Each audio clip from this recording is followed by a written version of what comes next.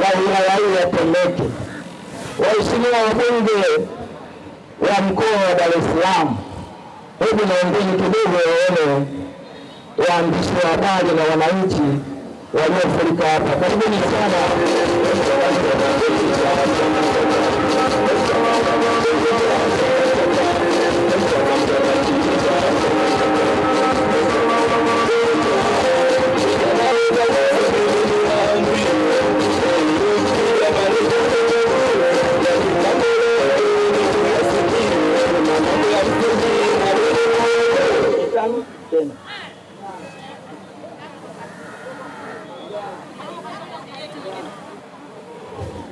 Ndugu zangu, hii ni ishara ya mitano tena. Hawa ndio waheshimiwa wabunge watarajiwa wa mkoa wa Dar es Salaam. Lakini napenda kuwaambia ndugu zangu wabunge na wananchi niliokuwepo hapa, si leo kutokana na muda kuwa ni mdogo, nitakachokifanya nitatembea jimbo hadi jimbo kumnadi mgombea. Morogoro wameshakubali. Morogoro mafuriko yaliyotokea wameshakubali na mikoa mingine. Bado mkoa wa Dar es Salaam, jimbo hadi jimbo, mguu kwa mguu, kuwaeleza Watanzania sifa ya chama hiki cha AFP, chama cha wakulima, na watu wake wanaojua kuchapa kazi. Pia tupo na mheshimiwa diwani hapa. Diwani wetu. Mheshimiwa diwani, karibu. Ndugu zangu, ugali haiwezi kuiva bila kuwa na mapiga matatu. Mimi ni rais, nina makamu wa rais, nina wabunge, nina madiwani. Hapo ndio naiva ugali. Ndugu zangu waheshimiwa, nawashukuru sana. Nyosheni mikono juu ili tuendeleze amani kwa uchaguzi unaoendelea na tuweze kushinda kwa amani, kwa sababu taifa letu linapatikana uhuru kwa njia ya amani, si kiharakati. Wazalendo, haya karibuni kwa kumzembe majeshi yangu.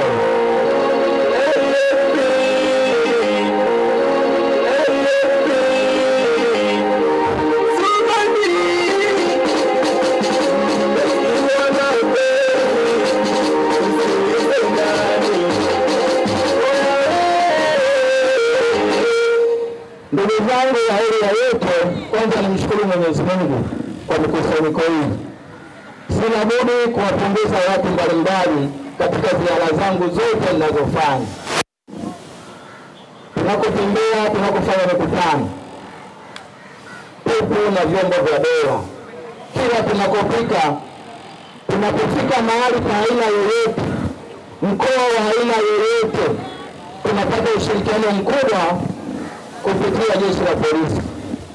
Nalipongeza jeshi la polisi, kazi nzuri mnayoifanya, na hii ndio serikali inayohitaji, kwa sababu inafanya kazi masaa 24.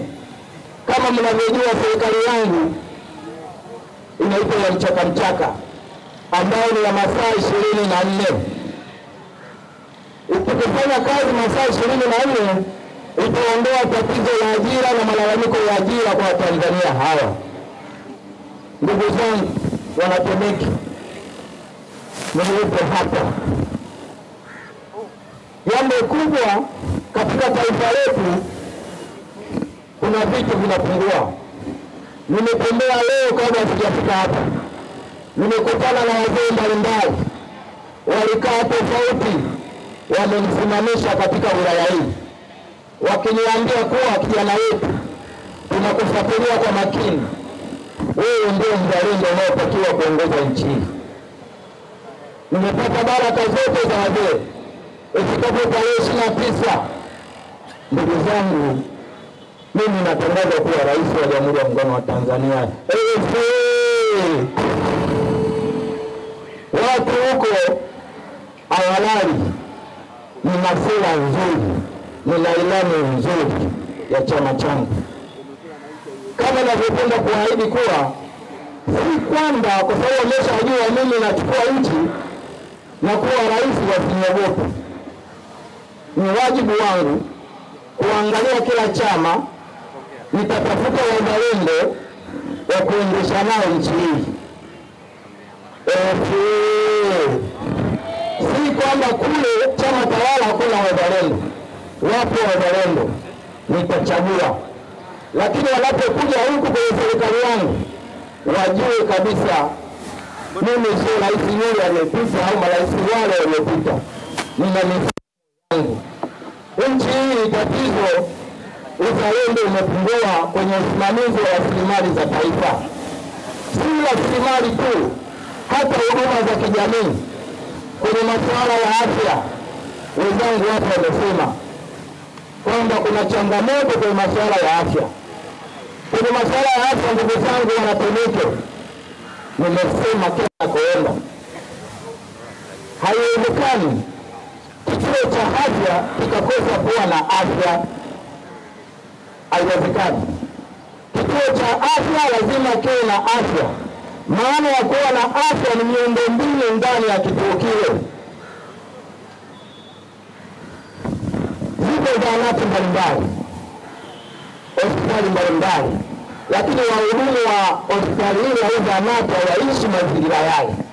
Nitakachokifanya tarehe 29 nikinichagua, kama zahanati imezunguka majumba ya watu, nitahakikisha ndani ya mwaka mmoja nalipa fidia watu wote kujenga nyumba za wahudumu wa hospitali. Haiwezekani Mtanzania huyo amepata majeraha anaenda hospitali, anaambia daktari katoka na kaa Mbagala na kaa Gongo la Mboto, wakati hospitali iko Temeke. Nahitaji nitaboresha majengo kwa ajili ya wafanyakazi wa zahanati wa hospitali ili wasiende mbali. Utatoka pale ni baada ya kustaafu. Temeke. Ndugu zangu, huu ni uchaguzi, lakini mnapochagua ndio mnaangalia.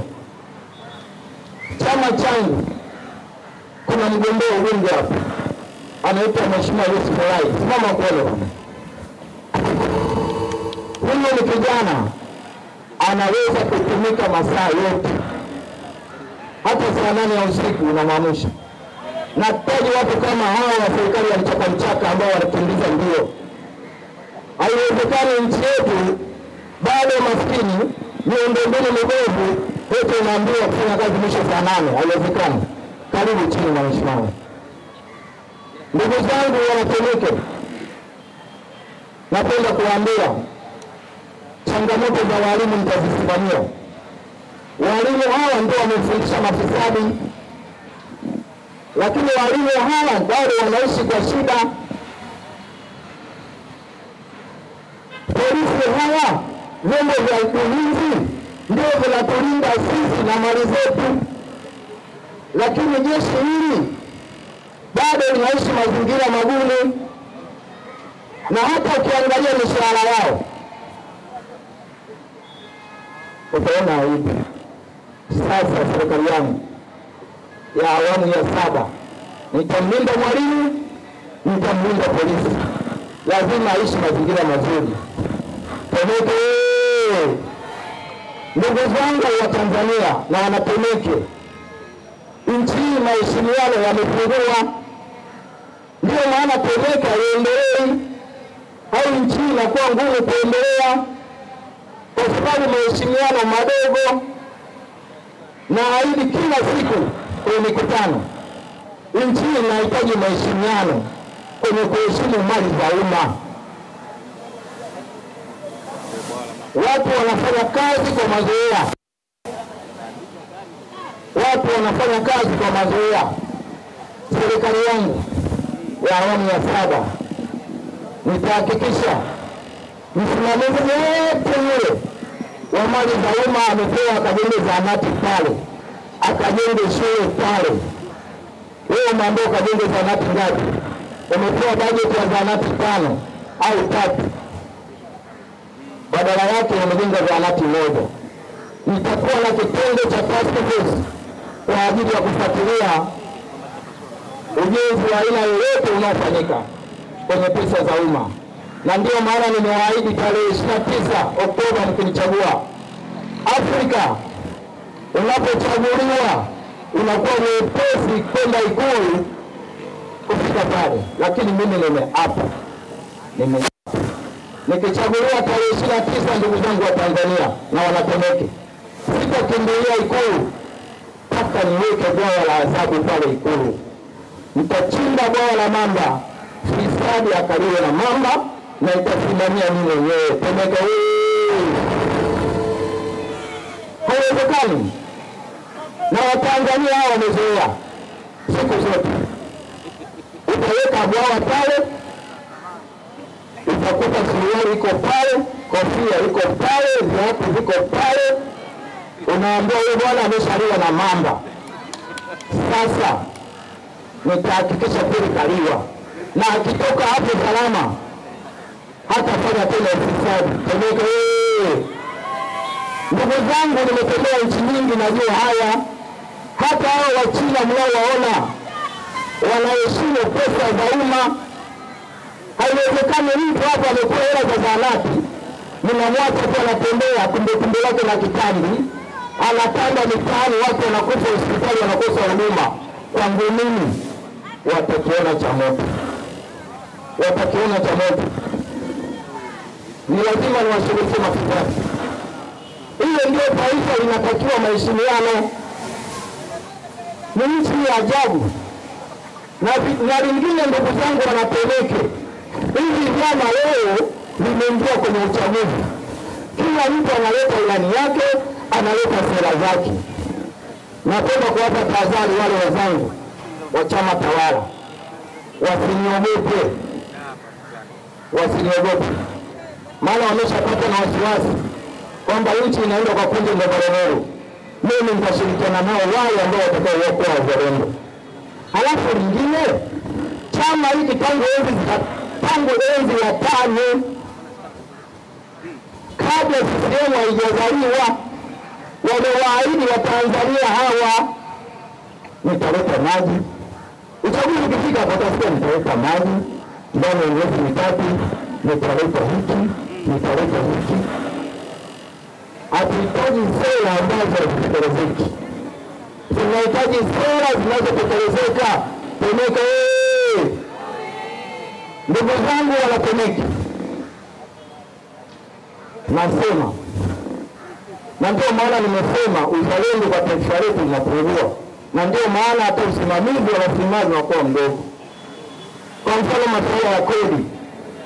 Hizi kodi ndugu zangu, chama chetu cha wakulima kimesema makadirio yatakuwa madogo, lakini makusanyo ya lazima, na kulipa kodi ni thawabu. Makadirio ni madogo, lakini makusanyo ni lazima, na wewe lazima ulipe kodi, lakini kwa makadirio madogo. Sasa wenzetu hao watawala walichokianzisha, mtu anadaiwa bilioni 2, bilioni 3, mtu huyu yote nakaa naye mezani, eti mnacheka, mnajadiliana, wewe utapolini hizi pesa kwa wewe bwana nisaidie hivi na hivi. Serikali yangu sitafanya hivyo. Mtu anadaiwa bilioni 2, hospitali tumekosa, utakuja Ikulu utakutana na mamba, ulipe kodi za watu.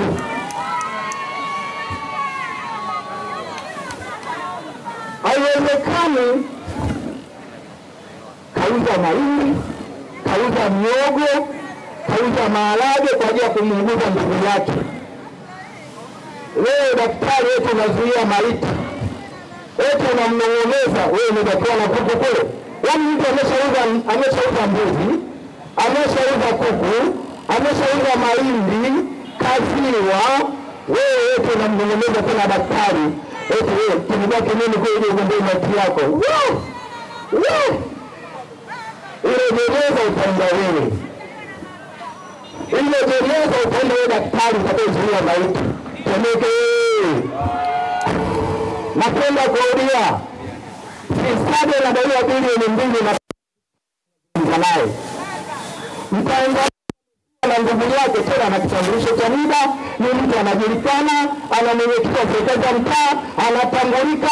Wewe unaweka maiti kwenye friji yote mpaka uje uyagombee. Wenzangu wameongea, lakini adhabu yake nikisikia daktari huyu ndio kazuia maiti, jeneza litamkuta yeye. Jeneza litamkuta yeye.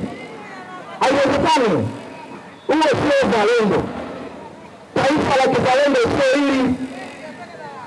Taifa la kizalendo kupendana na kuelewana huruma. Mmeshindwa kuweka mifumo ya kanisa ukusanyaji wa kodi, ile mnang'ang'ania maiti. Kuna mlango mingapi? Kuna madini yamejaa. Hii pwani yote madini tupu ya viwanda.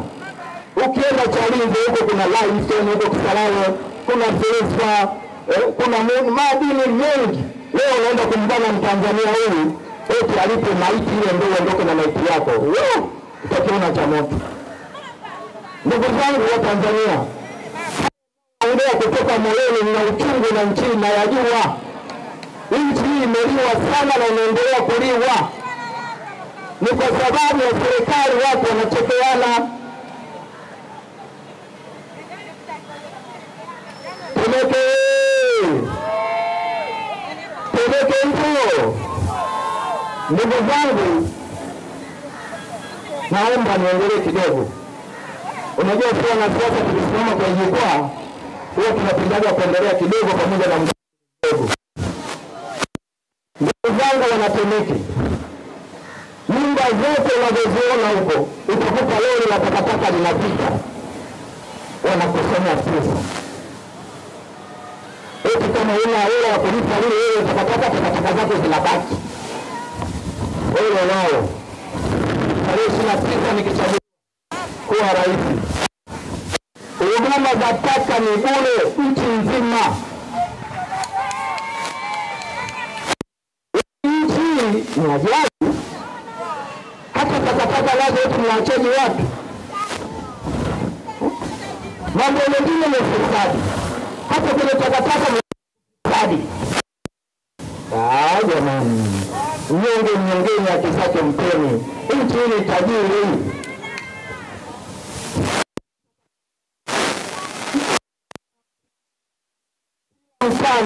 Itakuwa lori la takataka. Kila mtaa lori kwa ajili ya kuondoa takataka. Sasa hiyo mnataka nini?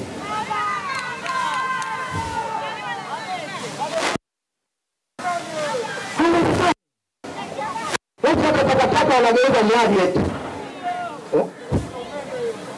Haiwezekani.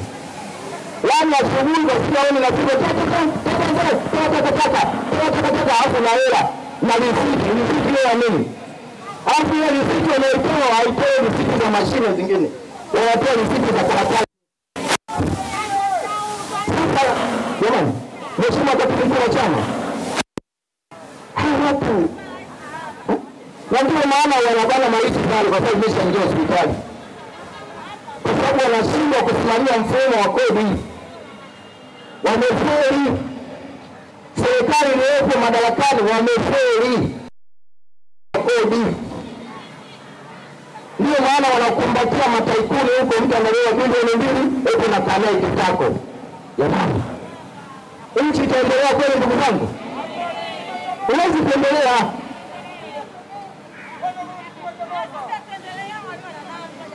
Na ndio maana nasema kiama chao kinakuja tarehe 29. Na ndio maana lengo kubwa la serikali yangu,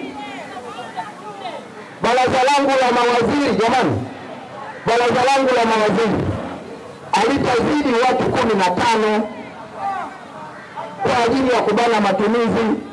Lakini hilo baraza litafanya kazi. Utazame kuna mawaziri 200. Jeshi langu lingine hilo, mawaziri wangu wengine wako hapo mnaona hapo. Na leo nimesema niko na jumla mawaziri hapo. Wapo hapo. Hawa watalala. Tunataka maendeleo ya haraka. na ya lazima. Ndugu zangu, nawahakikishia haya naongea kutoka ndani ya moyo wangu. Na nyinyi waandishi wa habari, nyinyi ni kioo kikubwa duniani. Muulize mtu yeyote atakwambia.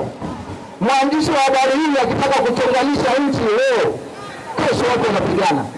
Mwandishi wa habari hii, mwandishi wa habari hii ndio anachukua wananchi. Kwa hiyo nyinyi waandishi wa habari, serikali yangu, mtembee kifua mbele, nitawawezesha kwa nguvu zote.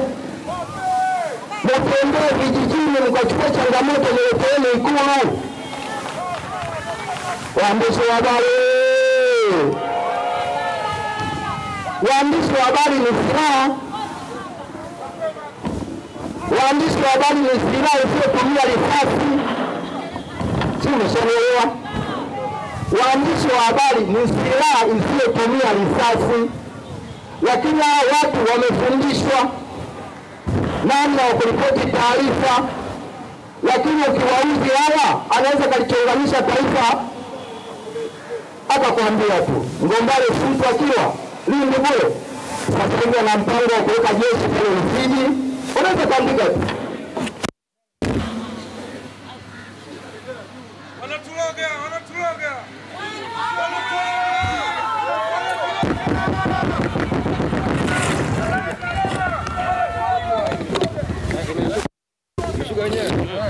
ndugu zangu, habari kwa kazi nzuri mnaofanya. Naombeni sana Wanatemeke, ifikapo tarehe 29, nichagueni muone. Ndugu zangu wa Tanzania na Wanatemeke, ni kwa nini nimesema nitaweka baraza la watu 15 mawaziri? Hivi timu ya mpira ina wachezaji wangapi?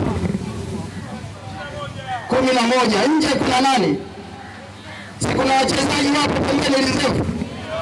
Kwa nini na mimi nisitengeneze baraza halisia na baraza la kivuli? Yaani wewe kuchagua waziri kuwa waziri wa maliasili, ujue kabisa kuna mwenzako yuko nje pale anachukua hiyo nafasi yako. Temeke wewe.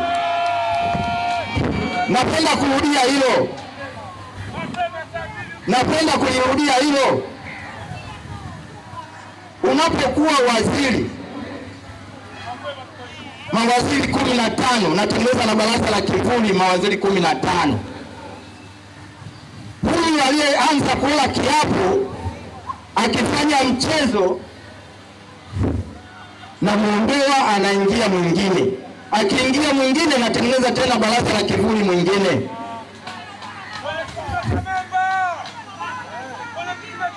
Ndugu zangu, haiwezekani. Watu wanafanya kazi kwa mazoea.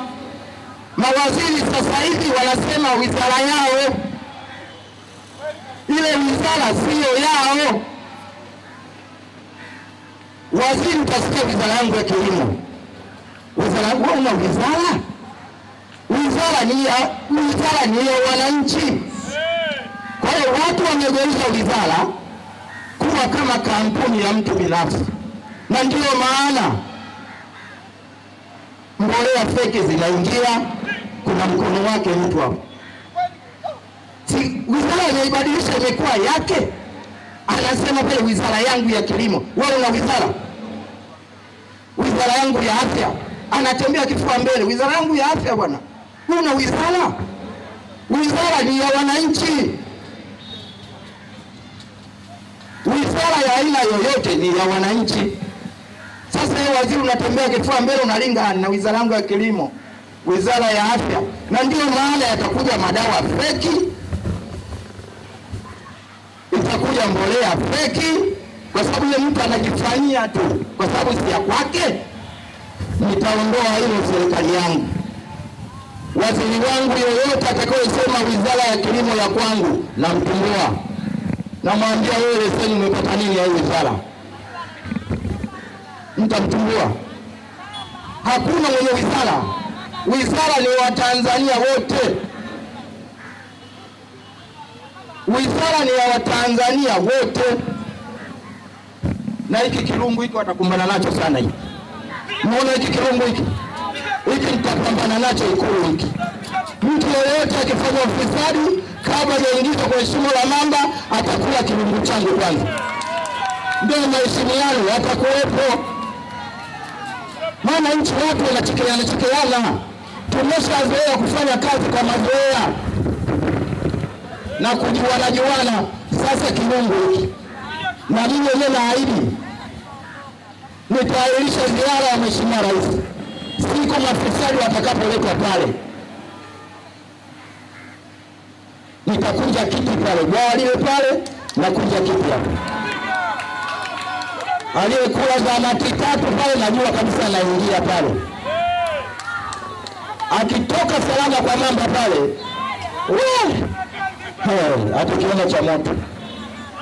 Haiwezekani. Huu mfano naongea jamani, sio kwamba ni uongo. Nimetembea nchi nyingi wameweka sheria kali kwa ajili ya mali za umma. Nimefika China. Uliza tabia za China. Chezea mali za umma China.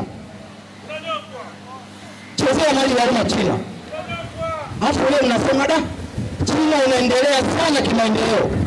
Kwa sababu wameweka sheria kali ya kusimamia rasilimali ya taifa na mali za umma.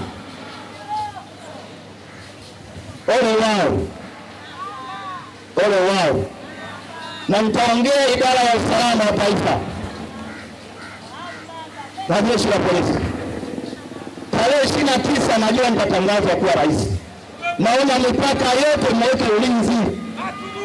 Tuganane humu tujuane. Tutaganana humu. Mipaka yote huko tutaweka ulinzi. Kwanza lingine mimi nataka niwaambieni. Hata ndani ya nyumba unapoishi na watu 5, unajua bajeti yako ni ya watu 5. Uongo kweli? Sasa nchi yetu hii hata hii sensa si kama inafanyika kweli.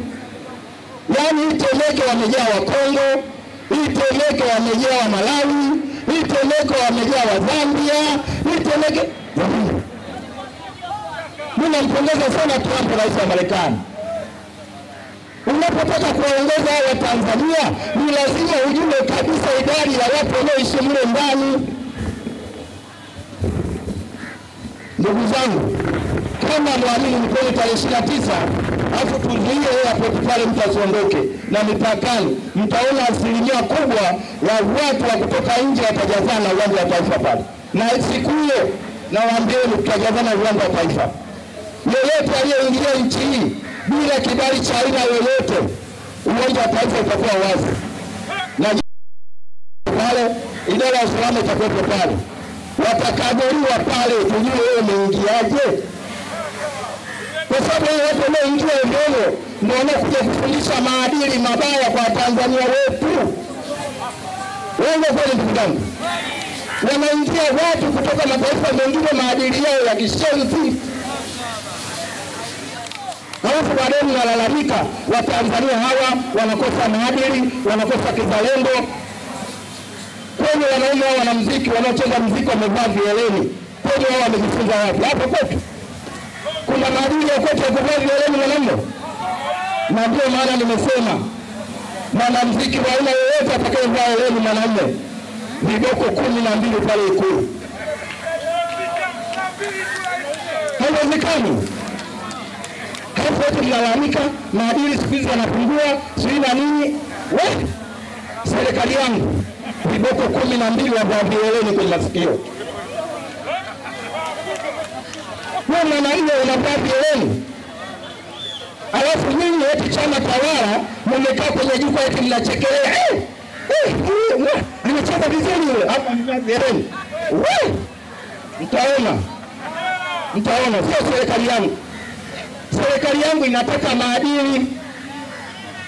Na ndio maana nimeahidi kuna wastaafu wa serikali wa idara mbalimbali.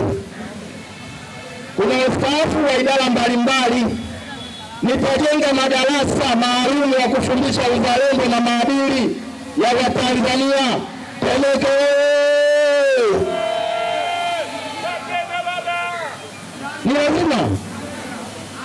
Ni lazima tujenge madarasa maalum, na wale wastaafu watalipwa kima cha chini cha mshahara kwa ajili ya kufundisha maadili, kwa sababu kuna wengine wastaafu bado wana afya njema. Wale watafundisha maadili, watafundisha uzalendo. Temeke! Ndugu zangu, nawashukuruni sana kwa kunisikiliza. Mimi mpaka nimefika hapa na simama kwenye jukwaa hili, nimefuata taratibu zote mpaka nimesimama hapa, na nina sifa ya kuwa rais wa Jamhuri ya Muungano wa Tanzania. Lakini vyama vingine wanakosea. Jamani, naomba niwaulizeni, mlishawahi kusikia kuna mbunge padri? Ndugu zangu, kama kuna padri ni mbunge, anyoshe mkono juu hapa kama mmsikia hapa Tanzania. Yuko hapo? Lakini kuna wengine hapo wanajitokeza, mtu anaitwa shehe anataka kuomba ubunge. Sasa wewe ni muumini au ni mtu wa nyagani? Katibu wangu uliniambia na tulionyana, sitapenda kuona kwenye chama changu anaitwa mtu mchungaji, sitapenda chama changu anaitwa mtu shehe. Hao sio mashehe, hao ni wanaharakati. Yaani shehe kweli, shehe wote anaenda kuomba ubunge au diwani, shehe shehe kweli anaomba udiwani au ubunge, shehe anaitwa shehe kweli? Leo Mheshimiwa Katibu Mkuu, umeshuhudia chama tawala kilichotokea. Waliwakaribisha wachungaji, baadaye wale wachungaji wamebadilika. Msimlaumu yule mchungaji, pengine ndio maono yake. Mmemkaribisha wenyewe mchungaji, mkampa ubunge kwa mfano, leo ameamka na maono yake, mnaanza kugombana naye. Leo anakosa gani wakati yeye ndio mmemkaribisha?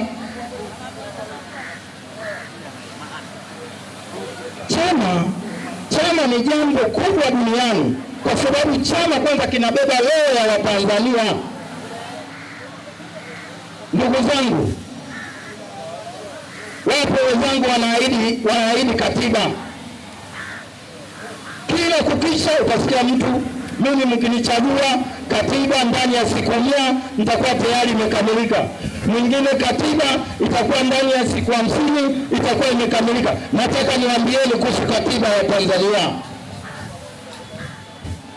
Mimi lazima niwaenzi wazee wangu walioandaa katiba. Lazima niwaenzi wazee wangu walioandaa katiba. Sitashughulikia katiba haraka. Katiba hii inataka elimu. Katiba ni roho ya Watanzania. Katiba Mtanzania hiyo inatakiwa apewe shule, aione katiba ya zamani, aipitie ya sasa, ndio achukue maamuzi. Mnaelewana Temeke jamani wa Tanzania? Katiba ni roho ya Watanzania, sio ya haraka tu. Mimi nikiwa rais nitawaenzi wazee wangu, nitawaenzi kwa ajili ya katiba. Nitaanzisha madarasa ya kuelimisha watu na kufundisha watu kuhusu katiba. Mtanzania hiyo anatakiwa kabidhiwe katiba 2. Ile inayojadiliwa sasa na ile ya zamani apitie, ajue katiba ipi ambayo inamfaa. Uende kweli? Lakini wapo wa Tanzania wanaibeza katiba ambayo imeasisiwa na wazee wetu wa nchi hii. mtoto mdogo. Unawabeza kina Mwalimu Nyerere, unawabeza kina Mzee Mwinyi, unawabeza kina Mzee Mkapa, unawabeza kina Mzee Kikwete, unawabeza wengine waliopo. Hebu unasema katiba haifai. Si katiba nchi hii, katiba sio. Kinachotakiwa hapa ni uzalendo. Hata katiba itoke haya mbinguni ije hapa kwa uzalendo huu wa nchi kwa watu wanaotuongoza. Hata hiyo katiba haitafanya chochote. Temeke wewe. Naomba mnielewe hili. Yapo mambo yapo ndani ya katiba lakini yanakiukwa kwa sababu ya kukosa uzalendo.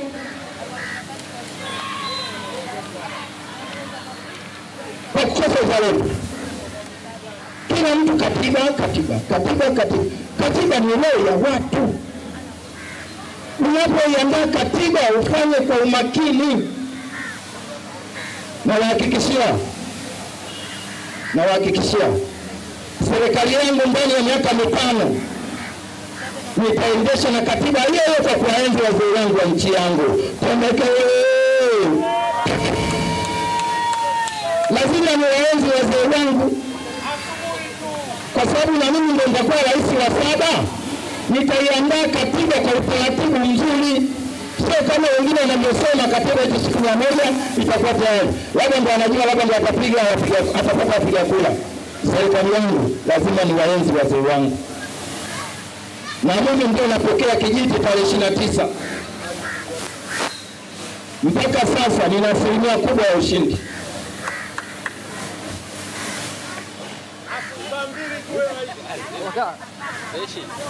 Yaani nawaambieni hawa wote, kwanza nipende kuwashukuru sana kwa kunivumilia, kwa kunisikiliza kwa umakini mkubwa. Ninyi ndio wapiga kura halisia ambao tarehe 29 mnichague mimi Kunje Ngombalomolo. Mumchague mbunge wa eneo hili Yusuf Wai. Mumchague diwani. Mumchague makamu wa rais. Mabaya.